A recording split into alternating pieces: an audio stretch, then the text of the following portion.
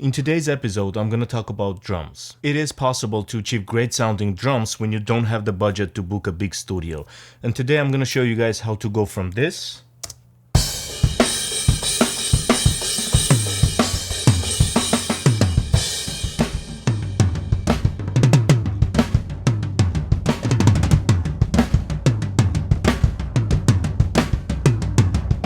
to this.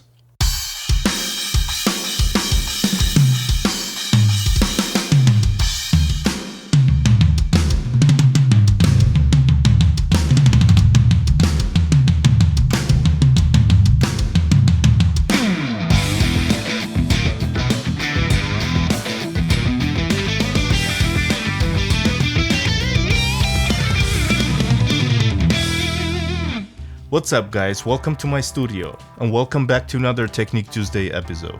Although it's not Tuesday, but who cares? If this is your first time on my channel, consider subscribing and click the bell so you get notified about my future uploads. Today's video is all about drums, how to make them sound bigger, better, and I do want to tell you something that in my opinion is very important when it comes to music production. Do not be scared to record drums and think that it's better to have them programmed. Never. You can use whatever equipment you have, record it anywhere you want, and still get great sounding drums that will have a decent quality and you will not lose the human feel. Plus your drummer will be happy and will not hate you. Record now, replace it later. Capture the performance and replace the unwanted sounds later. It's that easy.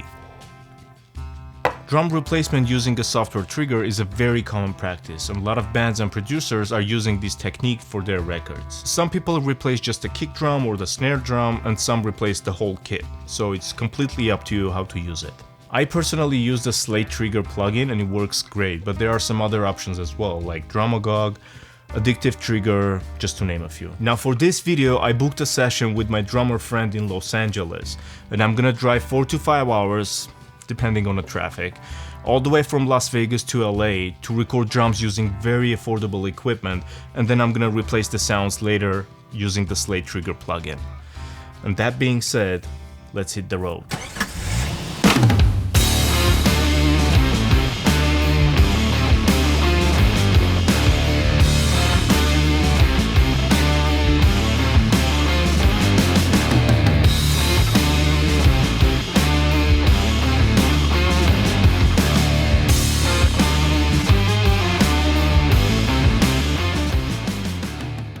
Welcome to LA. We are here at my friend's studio, which is not designed to record drums. He doesn't have a dedicated room for it because he mainly produces electronic music. But it looks nice, and since my drummer lives here in Glendale, I decided to record it in this studio. Plus it's free because, you know, friends help each other.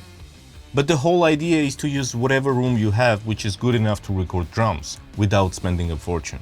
That's the key. Now the drummer is already on his way, so let's go meet him outside and then we're gonna come back to set up the drums and start the recording. Let's go.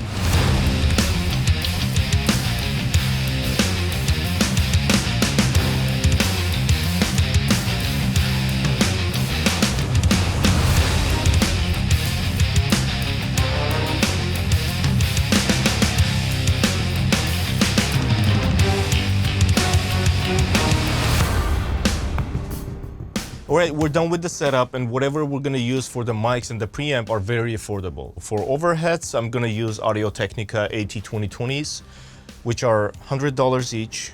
For rack toms, I'm using SM57s. For the floor tom, I'm gonna use a blue microphone. I think it's an Encore 100, and same for the snare tom. And for the kick drum, I'm using the Beta 52.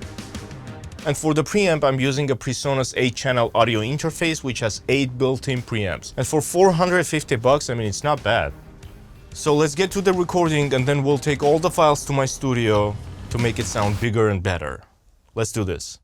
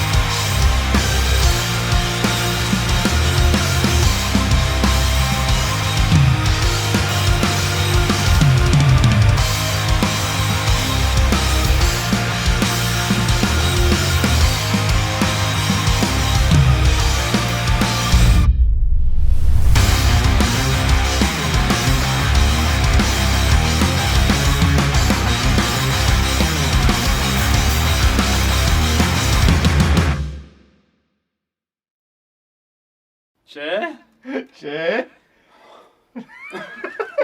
یاره چه درک چه دنس او وقت آره اسیم خاصه گیدی شنو ما اسی چه دنس تی هو چه دنس تقف گلندل ما پر ما کانجا That's it. We're done with the recording. Now we're gonna head back to my studio and start editing the files. Let's go. Alright, we're back to my studio again, so let's switch to the computer screen and see what we can do with the recorded tracks. Oh, and before we start, I want to tell you guys that this is not a tutorial of the Trigger plugin. I'm just gonna give you a basic idea and show you guys what's possible to do with it, because I'm planning to shoot an in-depth video and teach you guys how to use it. So that's gonna be a separate video. Alright, as you can see, I'm using Pro Tools, and this is the edit window. Now I have all the raw audio files on separate tracks so you can hear the drums without any processing. And these are the same tracks but edited and processed. You can also see that I added a room track here, which is basically the drum mix with a room plugin on it. And the reason I did that is because we didn't have any room mics, and this trick gives you a nice sounding room track and makes the drum sound much bigger in the mix. Now I already edited the toms and got rid of all the mic bleed sounds. I don't always do that, but for metal I like them to be more articulated and isolated so I can have more control during the mix. Depending on the genre, sometimes I leave the mic bleed for an extra feel and mix the song that way, but for this particular track I decided to have the toms completely isolated.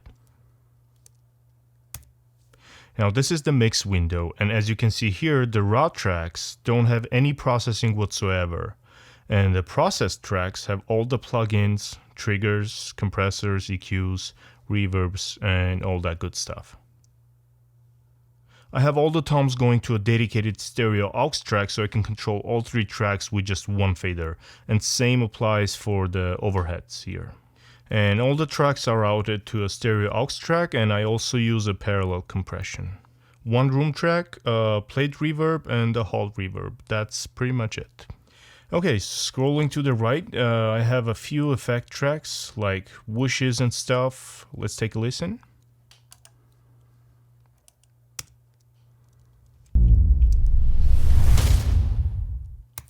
And on the master track, I have the SSL bus compressor and the Waves L2 limiter, which is set to 0.1 dB. Alright, now let's take a listen to the unprocessed files one more time, and then I'm gonna show you the Trigger plugin.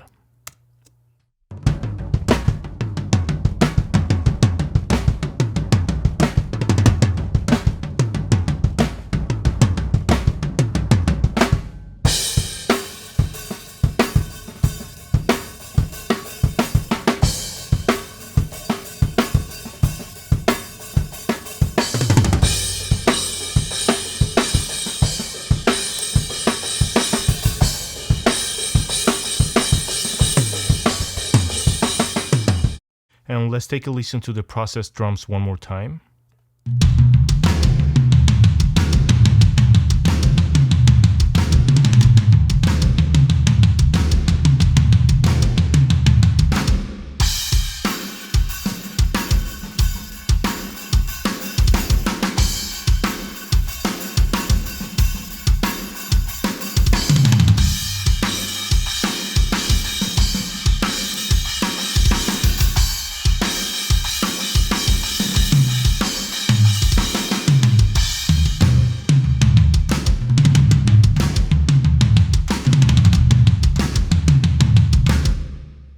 Alright, this is the Trigger plugin. Nothing too complicated and very easy to use. And this is the browser. You can select which piece you want to replace, and as you can see, there are a lot of samples to choose from, and they all sound incredible.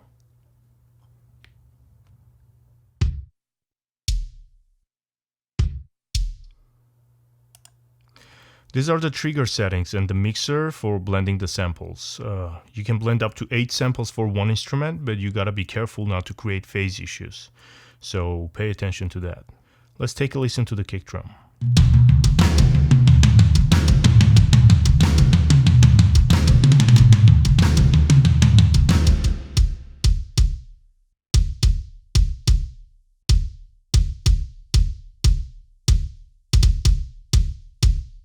You can set up the trigger to react in many different ways by changing the sensitivity and the details. And these are the curves. In this section, you can adjust the dynamics of the trigger and literally you can clone the performance without losing the human feel. It also has a nice noise gate which works really well. And what I also like about this plugin is that you can automate every single controller and achieve amazing performance results. Alright, let me show you something. I have the sensitivity and details controllers automated for the snare drum.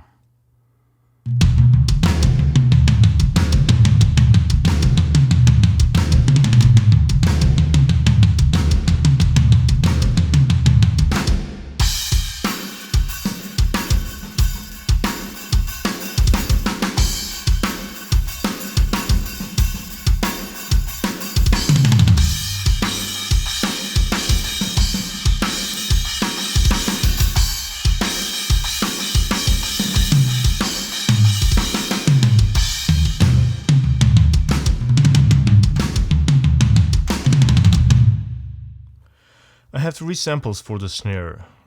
These 2 are muted, so I'm gonna lower the faders now.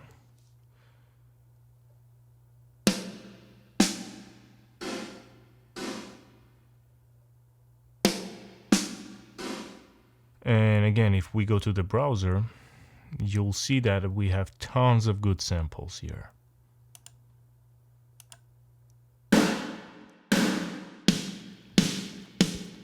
Good stuff.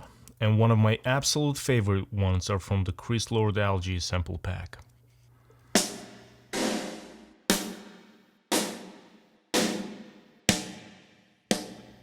Alright, let me close this.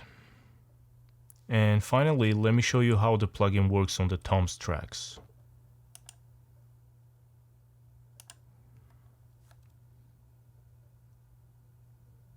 And let's listen to the toms.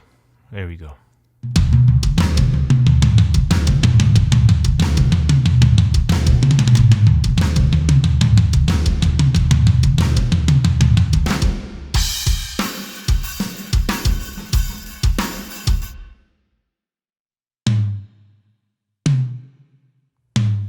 Man, just killer sounding drums.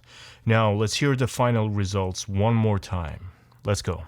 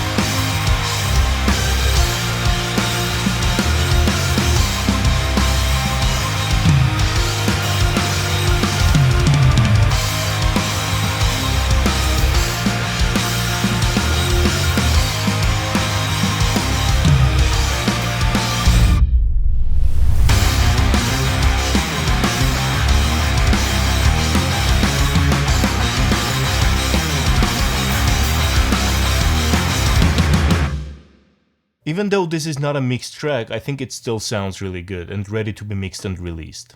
Alright, that's it for this video. I hope you guys liked it, and if you did, click the like button, subscribe to the channel, and I'll see you on the next one. Peace.